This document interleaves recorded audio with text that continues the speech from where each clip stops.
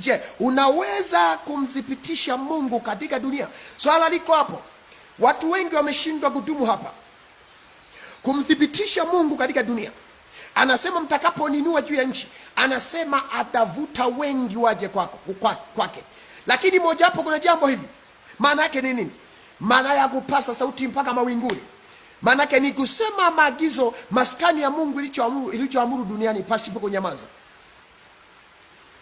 Ni kuzungumza kitu ambacho Yesu Kristo alikisema.